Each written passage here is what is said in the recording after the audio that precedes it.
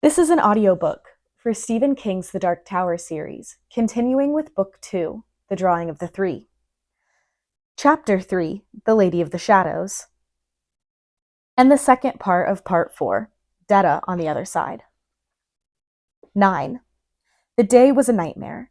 It was hard to calculate distance traveled when you were moving along a landscape which varied so little, but Eddie knew their progress had slowed to a crawl. And he knew who was responsible.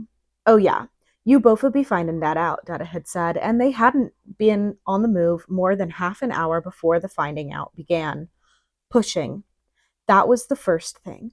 Pushing the wheelchair up a beach of fine sand would have been impossible as driving a car through deep, unplowed snow. This beach, with its gritty, marly surface, made moving the chair possible, but far from easy. It would roll along smoothly enough for a while, crunching over shells and popping little pebbles to either side of its hard rubber tires, and then it would hit a dip where finer sand had drifted, and Eddie would have to shove, grunting, to get it and its solid, unhelpful passenger through it. The sand sucked greedily at the wheels. You had to simultaneously push and throw your weight against the handles of the chair in a downward direction, or it and its bound occupant would tumble over face first onto the beach. Detta would cackle as he tried to move her without upending her. "You having a good time back there, honey?"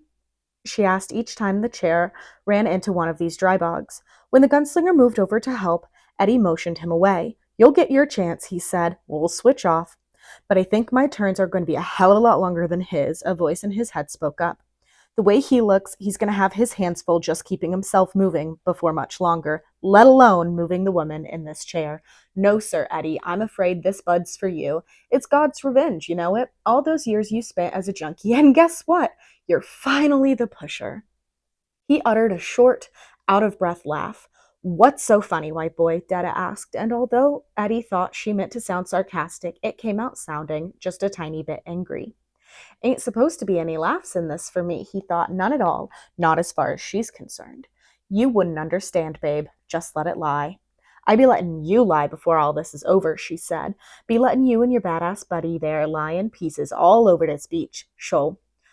Meantime, you better save your breath and do your pushing. You already sound like you're getting a little short-winded."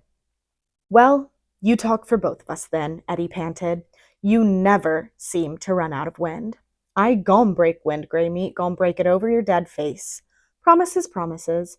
Eddie shoved the chair out of the sand and onto relatively easier going, for a while at least. The sun was not yet fully up, but he had already worked up a sweat. This is going to be an amusing and informative day, he thought. I can see that already. Stopping. That was the next thing. They had struck a firm stretch of beach. Eddie pushed the chair along faster, thinking vaguely that if he could keep up this extra bit of speed, he might be able to drive right through the next sand trap he happened to strike, on pure impetus. All at once, the chair stopped. Stopped dead. The crossbar on the back hit Eddie's chest with a thump. He grunted. Roland looked around, but not even the gunslinger's cat-quick reflexes could stop the lady's chair from going over exactly as it had threatened to do in each of the sand traps. It went, and Detta went with it, tied and helpless but cackling wildly.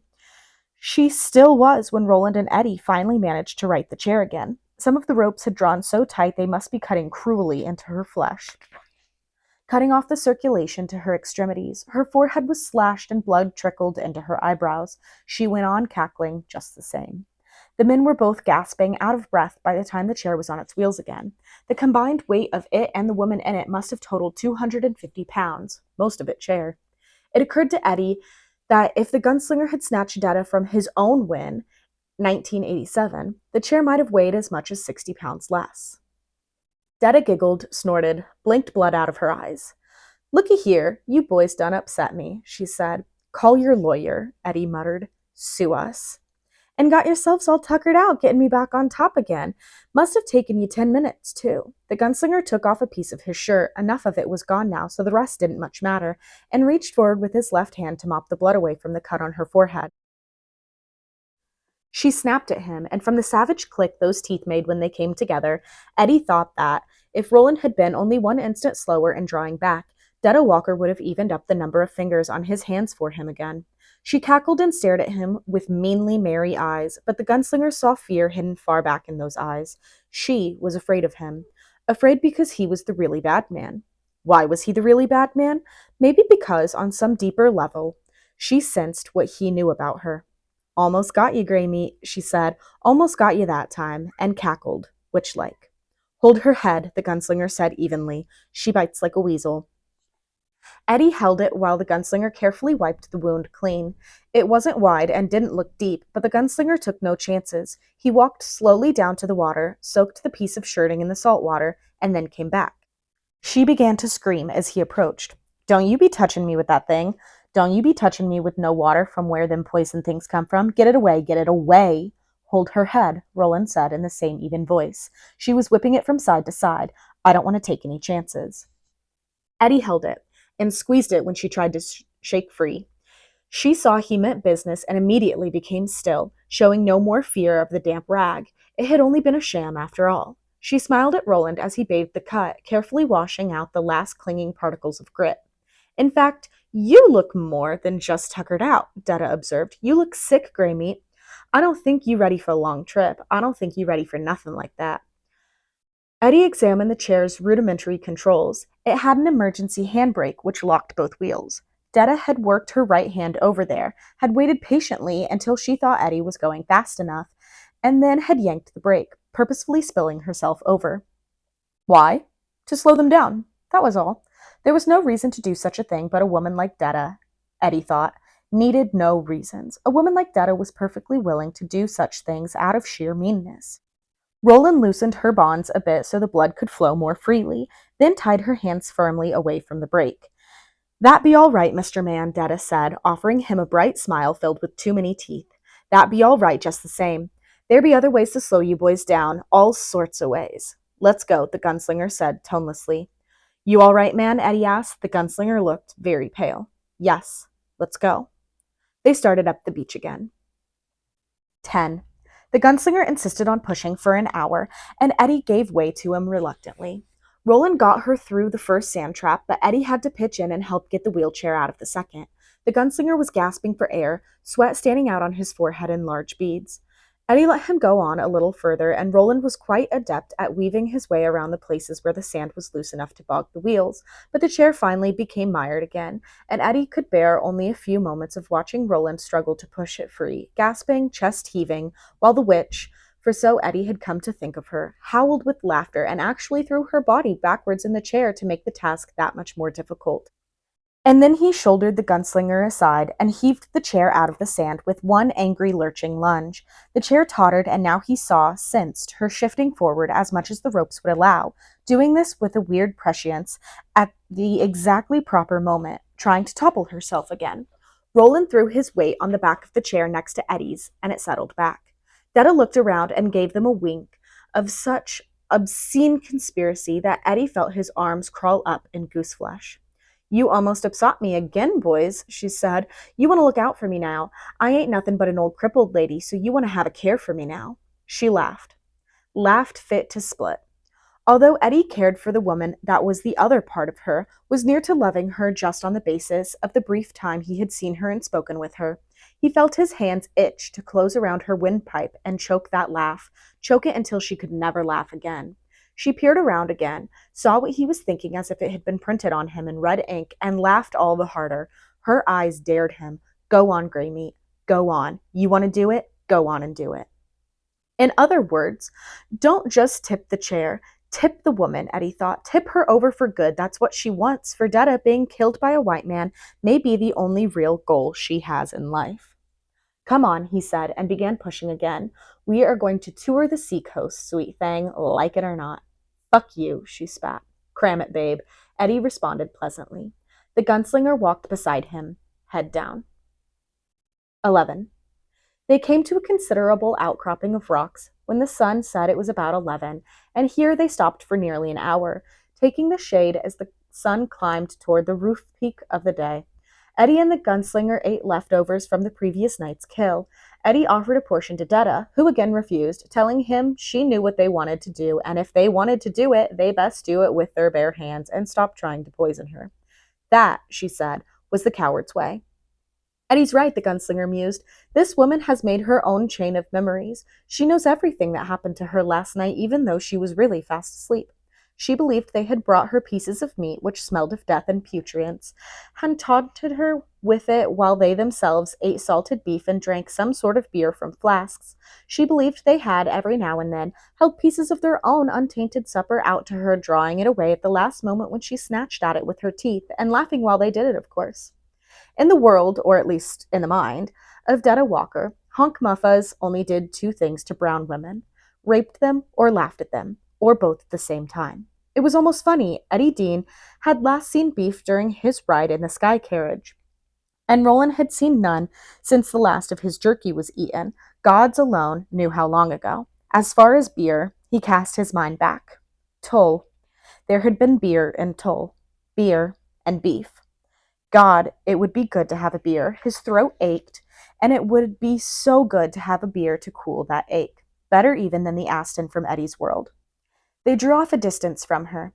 Ain't I good enough company for white boys like you? She cawed after them. Or did you just maybe want to have a pull on each other's little bitty white candle? She threw her head back and screamed laughter that frightened the gulls up, crying, from the rocks where they had been met in convention a quarter of a mile away. The gunslinger sat with his hands dangling between his knees, thinking. Finally, he raised his head and told Eddie, I can only understand about one word in every 10 she says. I'm way ahead of you, Eddie replied. I'm getting in at least 2 in every 3. Doesn't matter. Most of it comes back to Honky Muffa. Roland nodded. Do many of the dark-skinned people talk that way where you come from? Her other didn't. Eddie shook his head and laughed. No, and I'll tell you something sort of funny. At least I think it's sort of funny, but maybe that's just because there isn't all that much to laugh at out here. It's not real. It's not real, and she doesn't even know it. Roland looked at him and said nothing. Remember when you washed off her forehead, how she pretended she was scared of the water?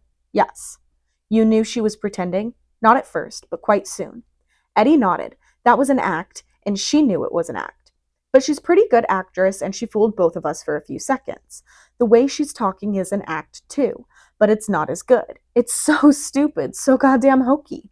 You believe she pretends well only when she knows she's doing it? Yes, she sounds like a cross between the darkies in a book called Mandingo I read once and Butterfly McQueen and Gone with the Wind. I know you don't know those names, but what I mean is she talks like a cliche. Do you know that word? I be still, too damn hungry to pick up much of a Dickens. You boys gonna give me some real food or you just gonna starve me to death? Dat you plan, you two chicken shit, to choke me? And I ain't never gonna eat no poison, so dat must be your plan, starve me out. Well, we see, show we gon' see, show we are. She offered them her bone-chilling sickle of a grin again. Not long after, she fell asleep. Eddie touched the side of Roland's face. Roland glanced at him, but did not pull away from the touch. I'm all right.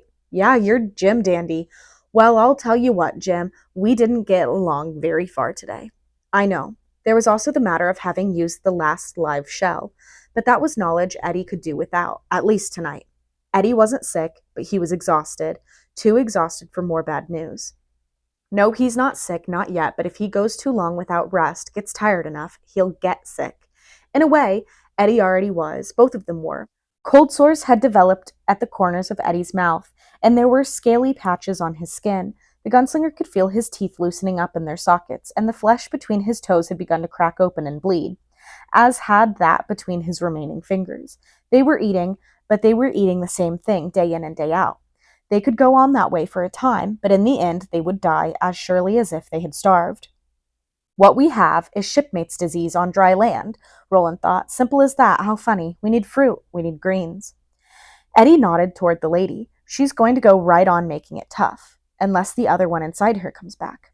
That would be nice, but we can't count on it, Eddie said. He took a piece of blackened claw and began to scrawl aimless patterns in the dirt. Any idea how far the next door might be? Roland shook his head. I only ask because if the distance between number 2 and number 3 is the same as the distance between number 1 and number 2, we could be in deep shit. We're in deep shit right now. Neck deep, Eddie agreed moodily. I just keep wondering how long I can tread water. Roland clapped him on the shoulder, a gesture of affection so rare it made Eddie blink. There's one thing that lady doesn't know, he said. Oh, what's that? We honky muffas can tread water a long time. Eddie laughed at that, laughed hard, smothering his laughter against his arm so he wouldn't wake Detta up. He'd had enough of her for one day, please and thank you. The gunslinger looked at him smiling. I'm going to turn in, he said. Be on my guard Yeah, I will. 13. Screaming was next. Eddie fell asleep the moment his head touched the bunched bundle of his shirt, and it seemed only 5 minutes later when Detta began screaming. He was awake at once, ready for anything, some king lobster arisen from the deep to take revenge for its slain children, or a horror down from the hills. It seemed he was awake at once anyway, but the gunslinger was already on his feet, a gun in his left hand. When she saw they were both awake, Detta promptly quit screaming. Just thought I'd see if you boys was on your toes, she said. Might be wolves. Looks likely enough country for 'em. Wanted to make sure if I saw me a wolf creepin' up, I could get you on your feet in time. But there was no fear in her eyes. They glinted with mean amusement. Christ, Eddie said groggily. The moon was up, but barely risen. They had been asleep less than 2 hours. The gunslinger holstered his gun. Don't do it again, he said to the lady in the wheelchair. What are you going to do if I do? Rape me? If we were going to rape you, you would be one well-raped woman by now, the gunslinger said evenly. Don't do it again. He lay down again, pulling his blanket over him. Christ, dear Christ, Eddie thought, what a mess this is. What a fucking... And that was as far as the thought went before trailing off into exhausted sleep again.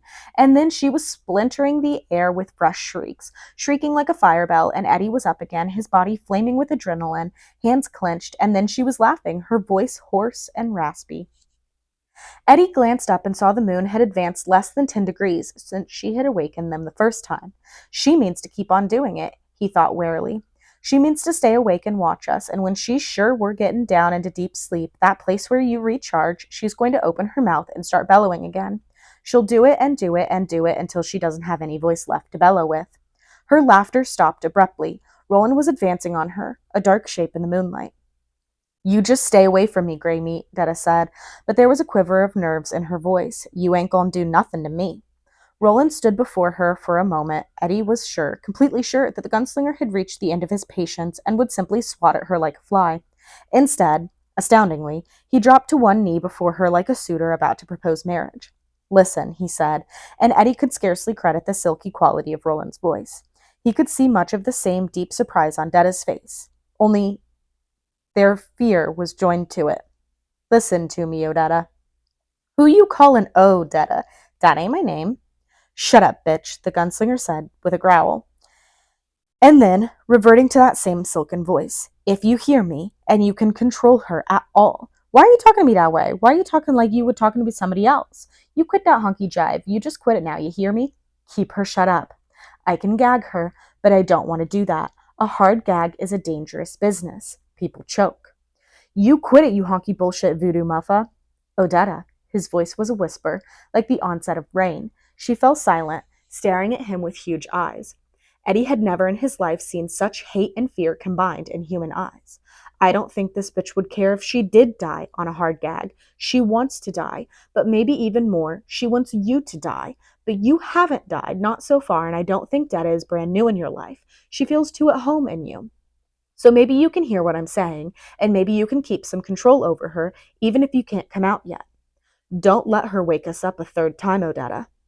I don't want to gag her, but if I have to, I will. He got up, left without looking back, rolled himself into his blanket again, and promptly fell asleep.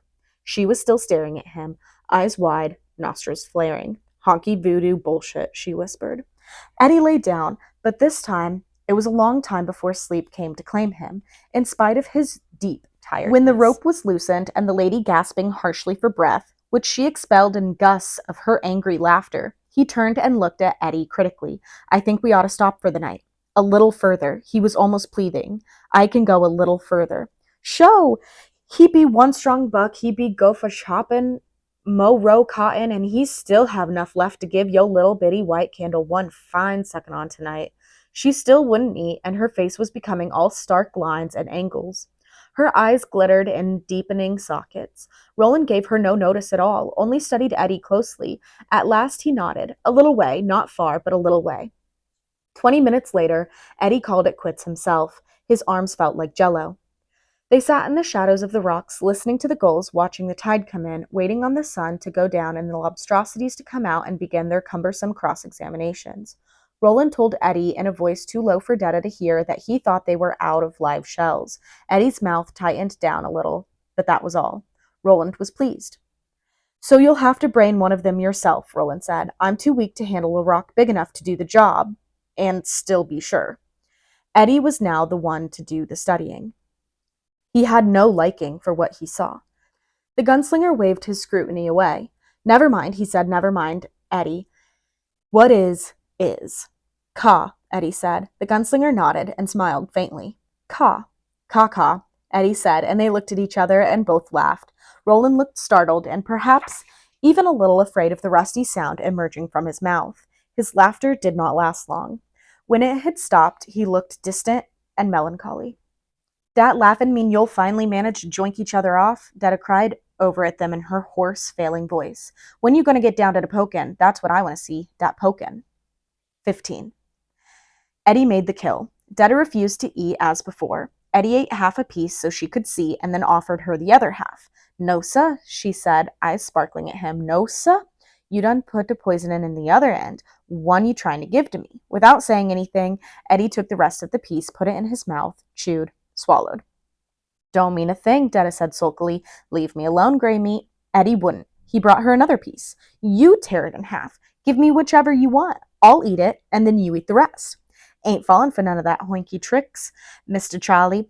Get away from me is what I said, and get away from me is what I meant. 16. She did not scream in the night, but she was still there the next morning. 17. That day they made only 2 miles, although Detta made no effort to upset her chair.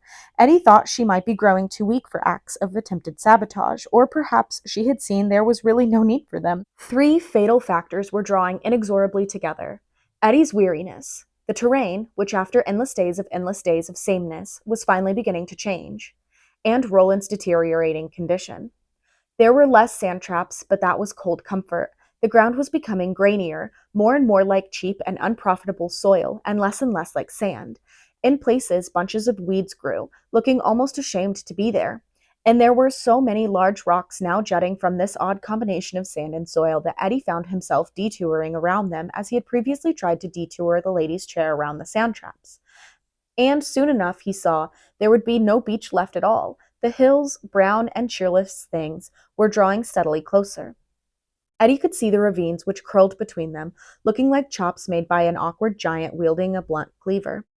That night, before falling asleep, he heard what sounded like a very large cat squalling far up in one of them. The beach had seemed endless, but he was coming to realize it had an end after all. Somewhere up ahead, those hills were simply going to squeeze it out of existence. The eroded hills would march down to the sea and then into it, where they might first become a cape or a peninsula of sorts, and then a series of archipelagos. That worried him, but Roland's condition worried him more. This time the gunslinger seemed not so much to be burning as fading, losing himself, becoming transparent. The red lines had appeared again, marching relentlessly up the underside of his right arm toward the elbow. For the last 2 days, Eddie had looked constantly ahead, squinting into the distance, hoping to see the magic door. For the last 2 days, he had waited for Odetta to reappear. Neither had happened. Before falling asleep that night, 2 terrible thoughts came to him, like some joke with a double punchline. What if there was no door? What if Odetta Holmes was dead? 18.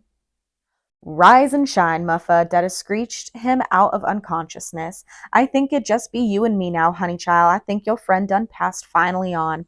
I think your friend be poking the devil down in hell. Eddie looked at the rolled, huddled shape of Roland, and for one terrible moment he thought the bitch was right.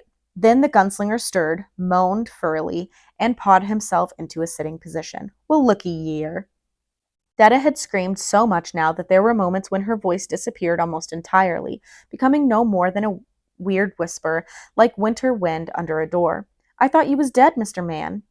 Roland was getting slowly to his feet. He still looked to Eddie like a man using the rungs of an invisible ladder to make it. Eddie felt an angry sort of pity, and this was a familiar emotion, oddly nostalgic.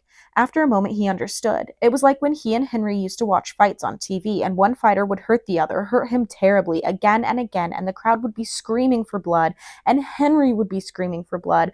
But Eddie only sat there, feeling that angry pity, that dumb disgust. He'd sat there, sending thought waves at the referee. Stop it, man. Are you fucking blind? He's dying out there, dying. Stop the fucking fight. There was no way to stop this one.